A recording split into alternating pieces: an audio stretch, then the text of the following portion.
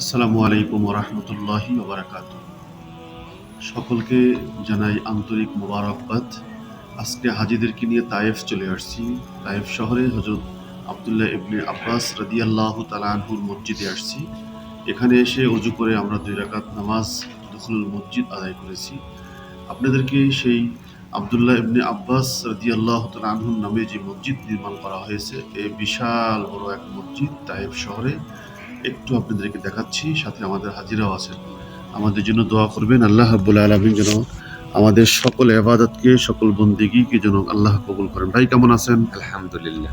পুরা সফরে আপনার এই শুরু থেকে আসা পর্যন্ত কেমন লাগছে আপনার? জি, আলহামদুলিল্লাহ ভালো লাগছে। আজকে তায়েফে আসছেন, তায়েফ কেমন লাগতেছে? অনেক সুন্দর লাগছে, ভালো লাগছে আলহামদুলিল্লাহ। আপনার ওখানে কিছু অনুভূতি ব্যক্ত করেন যে আসার পর থেকে কি কাজ কিরকম লেগেছে আমার সার্ভিস?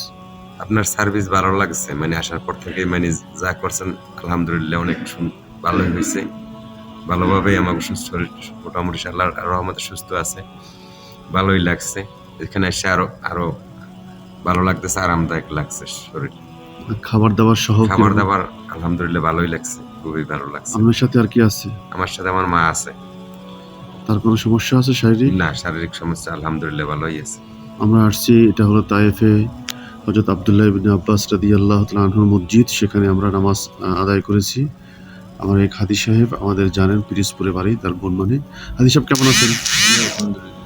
কেমন লাগছে আপনার সমস্ত সার্ভিস? এই আসলেন আজকে তায়েফে। ইনশাল্লাহ সবকিছুই ইনশাল্লাহ ভালো লাগছে আলহামদুলিল্লাহ। আলহামদুলিল্লাহ। নামাজ পড়ছেন এখানে? জি, 2 রাকাত নামাজ পড়েছি। আলহামদুলিল্লাহ। শরীরটা খারাপ নাকি? না, ভালো ইনশাল্লাহ। আলহামদুলিল্লাহ। আমরা সেই কাঙ্ক্ষিত জায়গায় এখানে আসছি, যেখানে আসলে সব হাজিরা অপেক্ষমান ছিলেন যে এখানে এসে একটু হযরত আব্দুল্লাহ ইবনে আব্বাস রাদিয়াল্লাহু তাআলা আনহু মসজিদে এসে নামাজ পড়বেন। খুব সুন্দর একটা পরিবেশ, খুব সুন্দর একটা জায়গা। আপনারাও এখানে এই জায়গায় আসার জন্য চেষ্টা করবেন। যারা আসবেন মক্কা মদিনায়, এখানে এসে 2 রাকাত নামাজ আদায় করবেন। আল্লাহ রাব্বুল আলামিন যেন সবাইকে ভালো রাখেন, সুস্থ রাখেন। আমার এক ভাইও আছেন এখানে। ভাই কেমন আছেন ভাই? আলহামদুলিল্লাহ। আসসালামু অনুভূতি ব্যক্ত করেন তো, কি অবস্থা?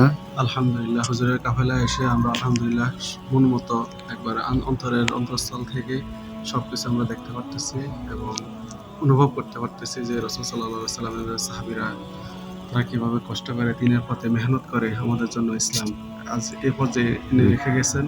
আলহামদুলিল্লাহ, আল্লাহ সবাইকে যেন জান্নাত নসিব করেন এবং তাদের ওসিলা করে আমাদেরকে যেন আল্লাহ তাআলা ক্ষমা করে দেন এবং জান্নাত নসিব করেন আমিন এবং আমিন। তাদের জীবন আদর্শ মেনে চলার তৌফিক দান করেন। আলহামদুলিল্লাহ। শামীম ভাই কিন্তু একজন আলেম মানুষ। আলহামদুলিল্লাহ, খুব অত্যন্ত সুন্দর একটা পরিবেশে আমরা আসছি। ওলামায়ে কেরামরা আসলে এর কদর আর মর্যাদা সবচেয়ে বেশি বুঝে থাকে। এরা কোরআন ও হাদিস পড়েছেন এবং উপলব্ধি করতে পারতেছেন। তার জন্য দোয়া এবং ভালোবাসা থাকবে। আমরা চাচ্ছি সবসময়ের জন্য হাজীদেরকে সাথে রেখে সকল কার্যক্রমগুলো যেন আমরা চালাইতে পারি। আমিও সঙ্গেই থাকি, যে কার্যক্রমগুলো থাকে আমি হাজীদের সাথে থেকেই সব কাজগুলো শেষ করার জন্য চেষ্টা করি। সকলকে ধন্যবাদ। আসসালামু আলাইকুম ওয়া রাহমাতুল্লাহি ওয়া বারাকাতুহু।